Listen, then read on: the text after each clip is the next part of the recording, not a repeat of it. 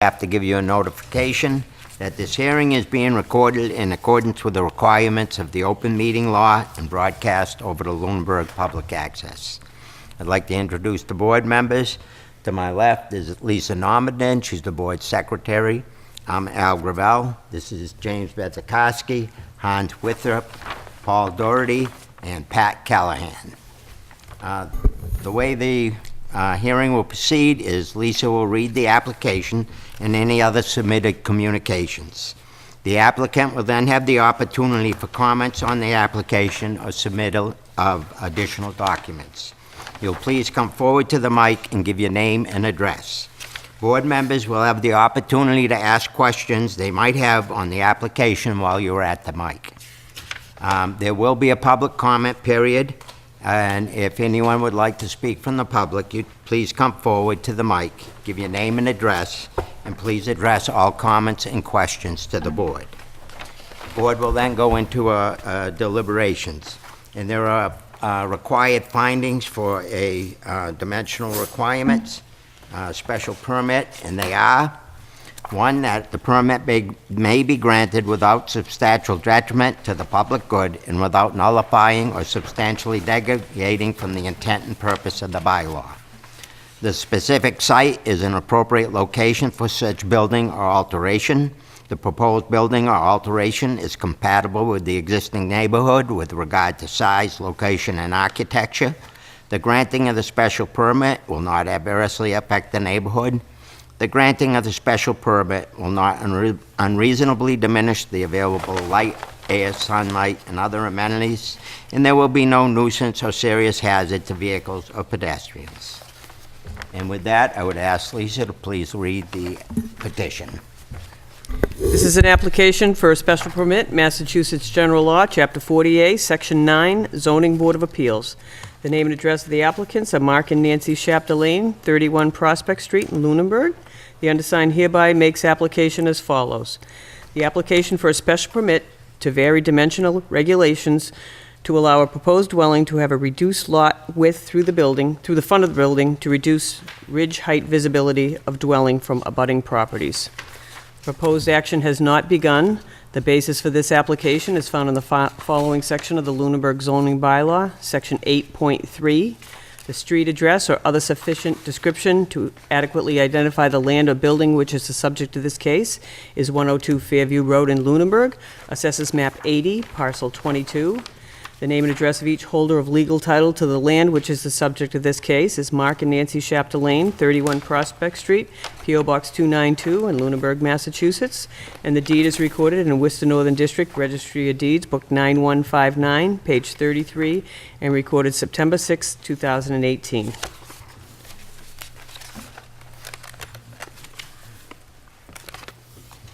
And it is signed by both Mark and Nancy Chapdelaine on March 20th, 2019. Project narrative, existing conditions. The subject property is located at 102 Fairview Road, which is shown on Assessors Parcel 80-22.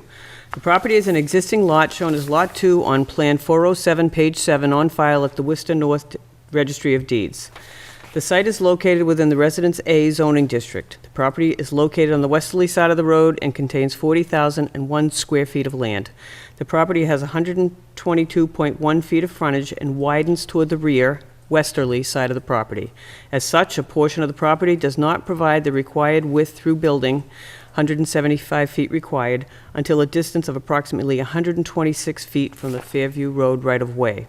There are no wetland resource areas located on the subject property. The topography of the site rises from the road to a high point near the northeast corner of the site. Municipal water and sewer service are available on Fairview Road. The property is abutted by an existing residential dwelling to the north and town-owned land on the remaining sides. Proposed conditions. The applicant is proposing construction of a new single-family dwelling conforming to the front, side, and rear setbacks of the Lunenburg Protective Bylaw. The dwelling will be serviced by municipal sewer and water, which are present in Fairview Road. As noted above, the shape of the lot prevents it from having the required width through building until a distance of approximately 126 feet from Fairview Road. The applicant proposes to construct a new dwelling exceeding the front, side, and rear lot line setbacks required by the Lunenburg Protective Bylaw.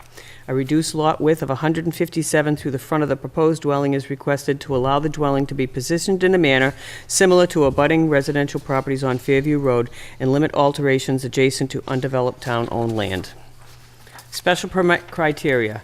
Section 8.3 of the Protective Bylaw states the following. The Board of Appeals may grant a special permit to vary dimensional regulations upon its determination that the exception will not create undesirable conditions caused by overshadowing or loss of privacy, that access to utility and public services will be adequate and within the standards listed below. Dimensional requirements may be exceeded by special permits so as to conform to the average height, setbacks, or other relevant dimensions of existing principal buildings fronting on the same street or within 500 feet of the premises. 1. Standards. In granting the special permit, the board shall find that the permit may be granted without substantial detriment to the public good and without nullifying or substantially derogating from the intent or purpose of this bylaw. See Section 250-4, 2B, 250-4.5C, 250-4.6C, and subsection B of this section, and shall find that A, the specific site is an appropriate location for such building or alteration, B, the proposed building or alteration is compatible with the existing neighborhood with regard to size, location, and architecture. C, the granting of the special permit will not adversely affect the neighborhood. D, the granting of the special permit will not unreasonably diminish the available light, air, sunlight, or other amenities, and there will be no nuisance or serious hazard to vehicles or pedestrians. The following is a brief description of the proposed project with respect to the criteria listed above. The specific site is an appropriate location for such building or alteration. The applicant is proposing to construct a single-family dwelling in excess of the required front, side, and rear yard setbacks. The proposed use of the property is a use allowed by zoning and consistent with abutting developed properties and therefore not be a detrimental impact to the neighborhood. Allowing the placement of the dwelling at a reduced lot width through the front of the building will allow for the dwelling to be located in a similar manner to surrounding residential properties and reduce the visibility of the dwelling.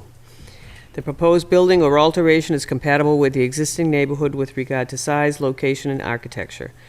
The proposed dwelling will fit in with the architectural character of the neighborhood. The proposed use will be identical to the use of surrounding developed properties and harmonious with other uses in the neighborhood. The proposed dwelling is to have a single story with walkout basement, allowing for the height to be compatible with surrounding residences. The granting of the special permit will not adversely affect the neighborhood, as shown on the enclosed proposed site plan. The abutting dwellings at 88 Fairview Road is located near the required 40-foot front setback. The proposed dwelling is to be situated in a similar manner to the abutting dwellings, allowing for a cohesive streetscape and will not be detrimental to the neighborhood. The granting of the special permit will not unreasonably diminish the available light, air, sunlight, or other amenities. The proposed use of the site is as allowed by the protective bylaw and is the same as abutting developed sites. The proposed dwelling has been sited to allow for minimize the height of the ridge line. The proposed dwelling will conform to the height requirements of the protective bylaw and will not unreasonably diminish the available light, air, or sunlight. Placing the proposed dwelling at a location in conformance with the 175-foot width through building will place it closer to the high point of the lot and increase the ridge height. Granting of a special permit will allow this to be reduced. There will be no nuisance or serious hazard to vehicles or pedestrians. The proposed use of the site is as allowed by the protective bylaw. The proposed use is the same as abutting properties and will not be detrimental to the neighborhood, nor create a nuisance or serious hazard to vehicles or pedestrians. As noted in the existing conditions narrative, there is a high point on the northeast corner of the site. The proposed dwelling location will allow for a lower ridge height while exceeding the front, side, and rear lot line setbacks. As such, the location of the proposed dwelling has been sized to fit with the character of the neighborhood while reducing alterations adjacent to town-owned land. Architectural elevations are attached. To the Lunenburg Zoning Board of Appeals. The purpose of this letter is to provide written authorization to allow staff from Ducharme and Dillis Civil Design Group, Inc., to represent the project at 102 Fairview Road, and that's respectfully submitted by Mark and Nancy Chapdelaine. There is a list of abutters attached, the assessor's field card, the site plan prepared by Ducharme and Dillis, and the building plans. There is also a letter from Gary Rhodes that I will read, dated April 2nd, to Alfred Gravel, Chairman of the Lunenburg Zoning Board of Appeals, regarding 102 Fairview Road. I've reviewed the application and have the following comments. The applicant is proposing to construct a new single-family. The lot has adequate area, frontage, and lot width to comply with the minimum zoning requirements for the zoning district. The applicant proposes to locate the dwelling such that the location would not meet the minimum 175 feet of lot width. And there is a proposed site plan, and that's all, Mr. Chairman. Thank you, Lisa. You're welcome. Okay, and with that, I would invite the applicant up to speak further. Anything else you have to say? Good evening, board members. Evening. My name is Seth Donahoe. I'm with Ducharme Mandela Civil Design Group. I'm here tonight on behalf of Nancy and Mark Chapdelaine. They are the applicants, as mentioned. We submitted the site plan, which shows a proposed building location, which allows for a reduced front width through the building. And as outlined in the application, there are several reasons for that. The majority of it is the sloping of the lot. The town requires a 12% maximum driveway grade, and it's desired to have a lower ridge height, and it's essentially a single-family or a single-story house with a walkout basement. And so we'd like to provide this variance to allow for a reduced, or to avoid the use of a drive-under garage on the lot. And in doing the variance, it will allow the lot, or the building, to be situated similar to the abutting properties. As you go down Fairview Road, the streetscape is fairly homogeneous, where all the lots and the dwellings on them are situated close to their front zoning setbacks. This would allow this house to look very similar to the other ones on the lot. Placing it further back on the lot would create the ridge height much higher than surrounding properties, and it would also increase the view of the house from surrounding properties. So our proposal is to site the house as shown, to allow for a more homogeneous streetscape, and to also allow for a better access to the site via the driveway and reduced steps into the house. I feel the application has outlined many of the reasons outlined in your bylaw. If I can address any of the specifics that the board members have a concern of, I'd be happy to do so. Okay. Thank you. Thank you. You could stay right there just in case Sure. they have questions. So, as of right now, the 175 is 126 feet back, Correct. and the proposed where it is 86 feet back. Correct. Correct, yeah.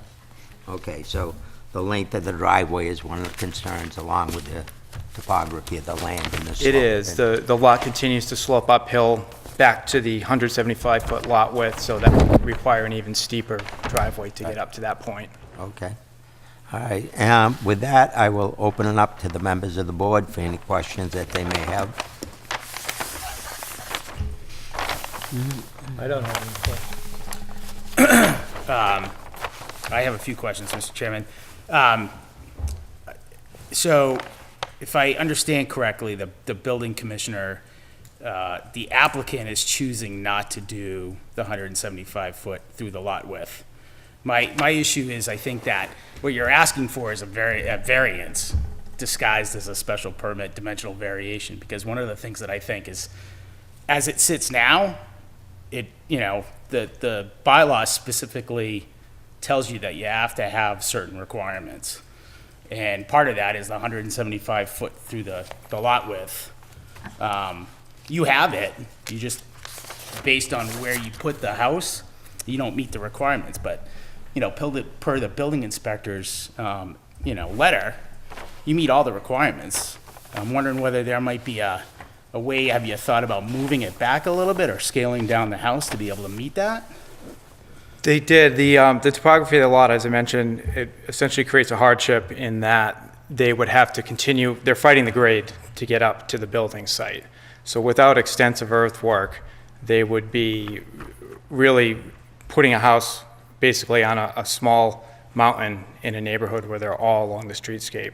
So I feel that it's in the intent of the bylaw to allow it to be a lower ridge height, exactly as stated in the bylaw, not casting shadows on other properties. This would minimize that by putting it lower and allow for a driveway that is in conformance with other requirements of the town. I mean, most of the special permit dimensional variations that we have before the board, at least I can say for myself, It's either an existing house that's looking for relief, either going up or going out to the sidelines. I don't recall a building lot that meets the requirements and then looking for relief from the bylaw. Typically, that'd be a variance, which, obviously, as you well know, it's you have certain requirements that are hard to meet. That's just my opinion, Mr. Chairman. I look at the building inspector's letter, and it's, they have all the requirements, they just choose not to do it. Okay, very good. Thank you. Paul? Yeah, so are we talking 20 feet? You'd have to move the house back to get the 175 through the front? 40 feet. 40 feet? Yeah. Okay, well, A little that's, bit of round number, 40 feet. so that's going to decrease the size of your backyard and get you closer to the property line? and- One of the main intents, if you look at the locust map, there's a large portion of undeveloped land there. Essentially, to get up the hill, you would have to cut much of that hill, remove it, and that would be directly adjacent to the undeveloped town land. So this is providing for basically a naturalized backyard area, allowing the site to work better, in my opinion, and also allowing for a home that potentially allows the applicants to age in place in, where they're going to have, instead of a drive-under garage or a lot of steps to get up into the driveway, can actually function with the house as proposed. And that's going to be magnified as the house is slid back on the lot.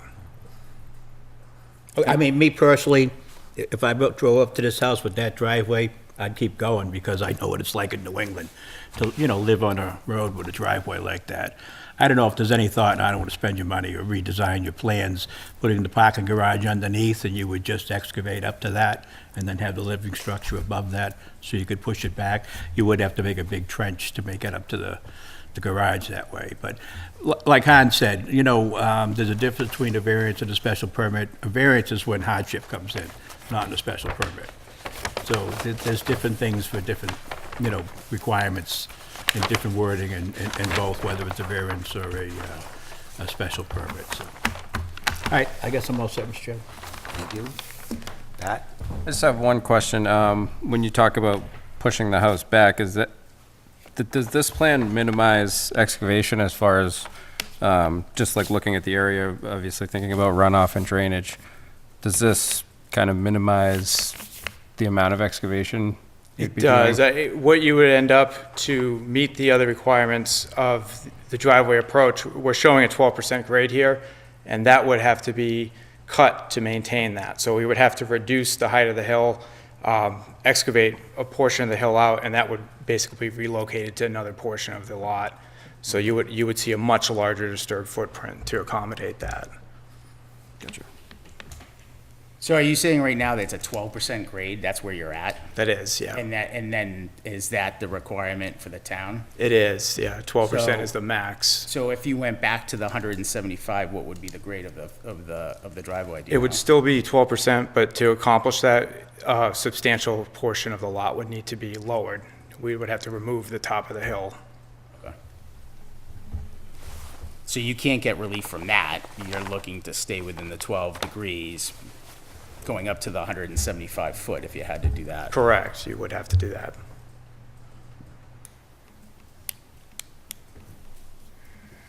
Any other questions? It's a nice-looking lot, It is. beautiful area. Here are no other questions? Okay, I will open it up to the public. Would anyone from the public, will you please come forward and say whatever you would like? Thank you, Mr. Chairman. I'm Kathy Lowe. I live at 99 Fairview Road, which is directly across the street from the lot that Mark and Nancy are planning to build on. And I hope this is an appropriate question. It's not to do with the site of the house per se, but I have some concerns about drainage from that lot. There is a lot of drainage that comes down that hill, and we're on the downward slope of that hill. If you drive up the road right now and look at the adjacent property, I think that's 88 Fairview, you'll see drainage coming down that driveway into the road. And we have a real bad problem in the wintertime with that drainage freezing over and causing the road to become a sheet of ice. And so being directly across the street, I haven't seen the site plan, so I'm not exactly sure where the driveway is, but having talked to the previous owner of the land, he was going to site that driveway directly across from our driveway. I'm just concerned about water draining down into the road, across the road, and maybe into our I can give you property. a copy of the site plan. Okay.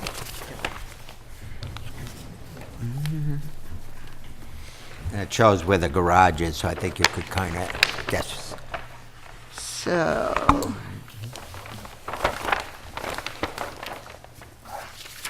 So I guess we would be number 17. I guess what I would ask, if you would come up and point out where the driveway is and where it meets the Fairview, so not only she can see, but the rest of us can.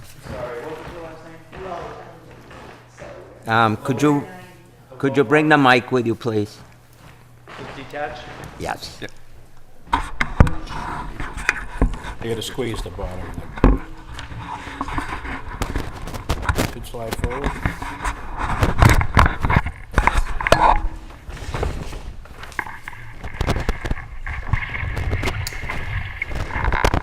So number 99 is identified as parcel 17, which is indeed across the street.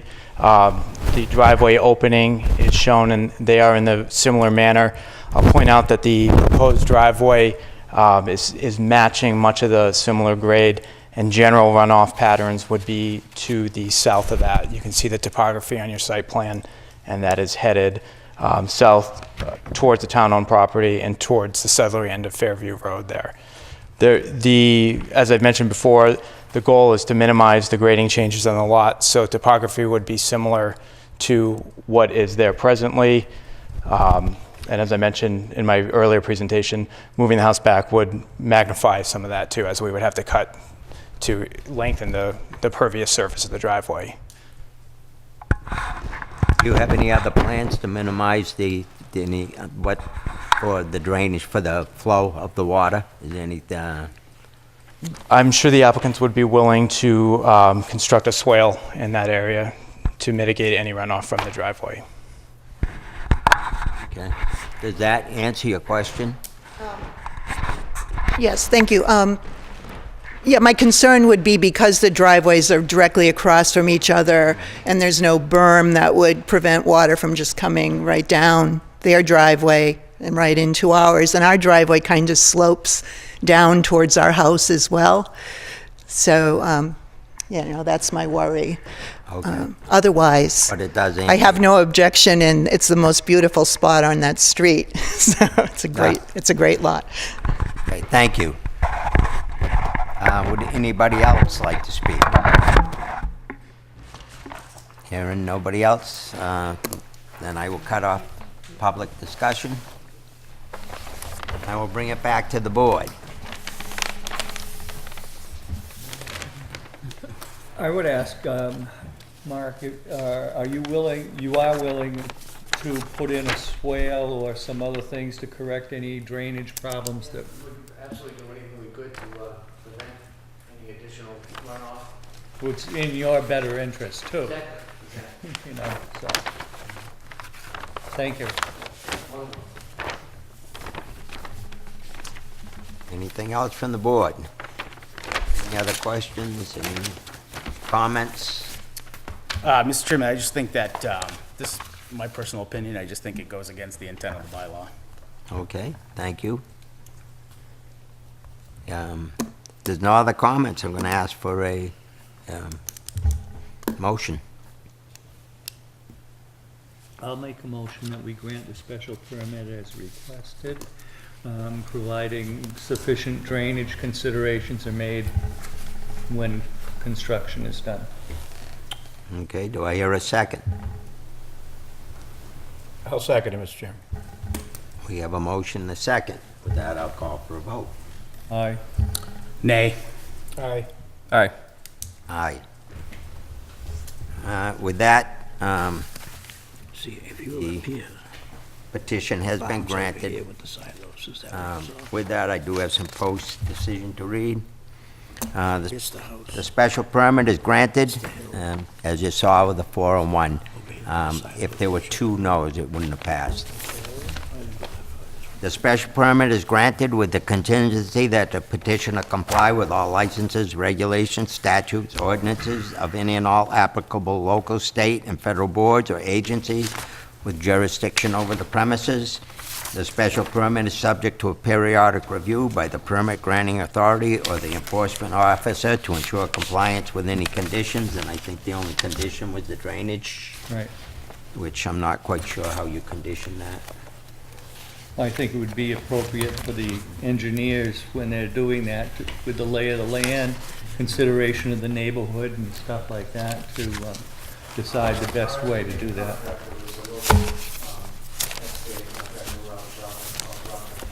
Okay.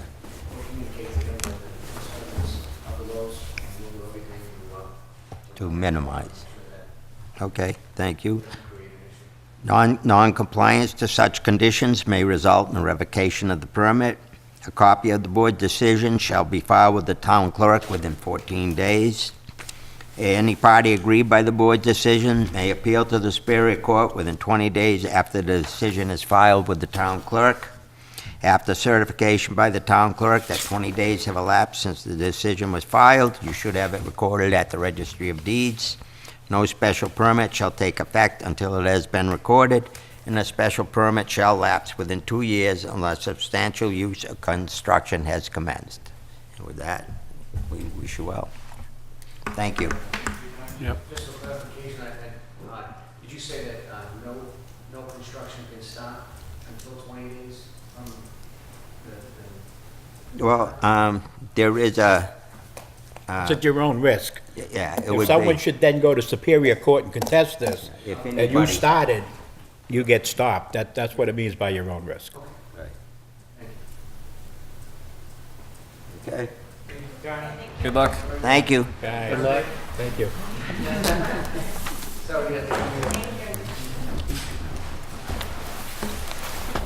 If there are no other agenda before the board, I'll make a motion that we adjourn. I'll second. All in favor? Aye. Aye.